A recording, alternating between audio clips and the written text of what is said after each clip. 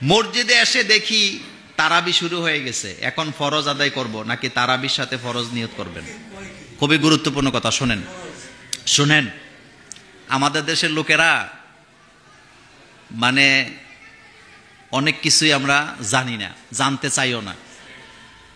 যেমন কয়েকটা কথা বলি। এক নাম্বার কথা, এই প্রশ্নের জবাবটা আগে দেই।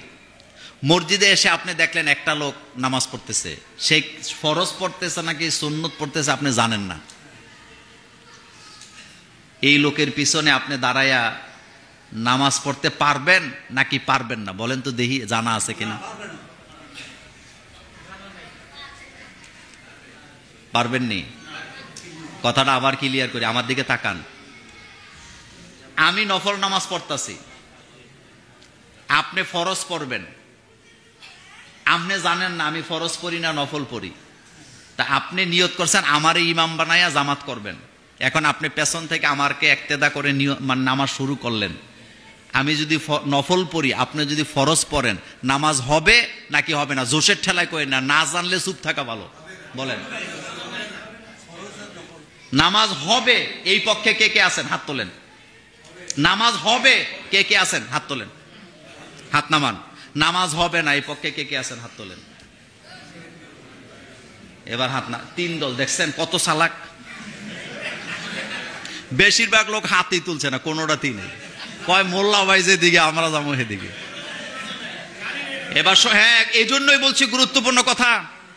মসজিদে আসছেন, একটা লোক নামাজ পড়তেছে, সে নফল পড়ুক, সুন্নত পড়ুক, ওয়াজিব পড়ুক, যা ইচ্ছা তা পড়ুক, আপনি তাকে ইমাম বানায়া নামাজে দাঁড়াবেন। ফরজের নামাজও আপনি তার পেছনে পড়তে পারবেন, আপনার নামাজ হয়ে যাবে, আপনি জামাতের সওয়াব পাবেন।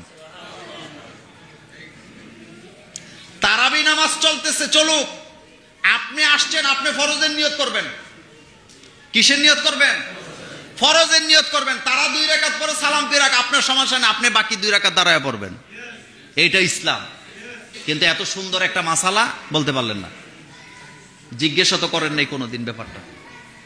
আপনি সাবের বাজার গেছেন, বাজার করতে যায় দেন জামাত শেষ, একটা লোকে নামাজ পড়তেছে, সে যে ইচ্ছা সে হোক, আপনি তারা ইমাম বানায় পেছনে দাঁড়ায় নামাজ পড়বেন। এবার সে কি নামাজ পড়ে ওইটা আপনার দরকার নেই।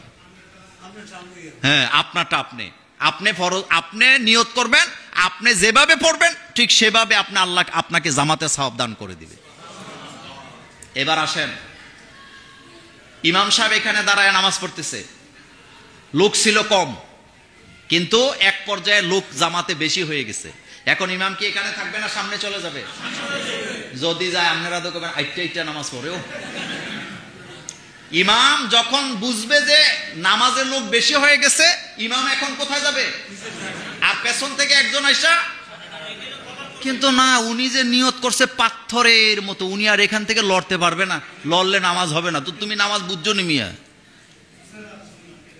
কয়েকদিন আগে এক জায়গায় নামাজ পড়তে গেছি, তো আমরা একজনকে ইমাম বানাইছি, লোকজন বেশি হয়ে গেছে। তো ইমাম উনি তো মাসালা জানে, উনি সামনে চলে গেছে, এখন পেছনে যে আসে সে আর আসে না, মানে হ্যাঁ পাথর হইয়া দাঁড়ায় গেছে, ব্যাককল কোথাকার। এজন্য ইমামের বরাবর পেছনে যিনি দাঁড়াবেন, ওনার যেন এমন যোগ্যতা থাকে যে উনি, ইমাম যদি অজু ছুটে যায়, নামাজে ভুল হয়, উনি যেন নামাজটা পড়াই তারে। আর আমাদের বাংলাদেশের মুসল্লিরা নামাজের মধ্যে অজু টজু ছুটে না জীবনেও। কথা বলেন না কেন? না না, আমাদের দেশে ছুটে না, ছুটলে তো বাইরে হয়ে যেত, কিন্তু জীবনও বাইরে হইতো না। মানে অজু গেছে, জাগা নামাজ পড়তে হইব, লজ্জা বেশি। যে কোনো দেশে যাবেন দেখবেন মানুষের নামাজের মধ্যে অজু ছুটতেছে, মানুষ নাকের মধ্যে হাত দিয়ে উনি, অর্থাৎ কারো যদি অজু ছুটে যায় তাহলে নিয়ম হলো নাকের মধ্যে ধরে তিনি ডাইরেক্ট বাইরে চলে যাবে। কোন জায়গায় ধরে? তাহলে লোকেরা বুঝবে লোকটার অজু ছুটে গেছে। কিন্তু আমাদের দেশের লোকেরা এক নামাজে 4 বার অজু গেলে উনি বাইরে হইতে রাজি না। কিন্তু আপনি কি জানেন অজু ছাড়া নামাজ পড়া কত বড় অপরাধ? পড়ে ফেলতেছে। আমাদের দেশের মসজিদের ইমামদের অজু ছুটে না, খাওয়ার সময় ঠিকই বেশি বেশি খায়। আল্লাহ আমাদেরকে বুঝার তৌফিক দান করুক।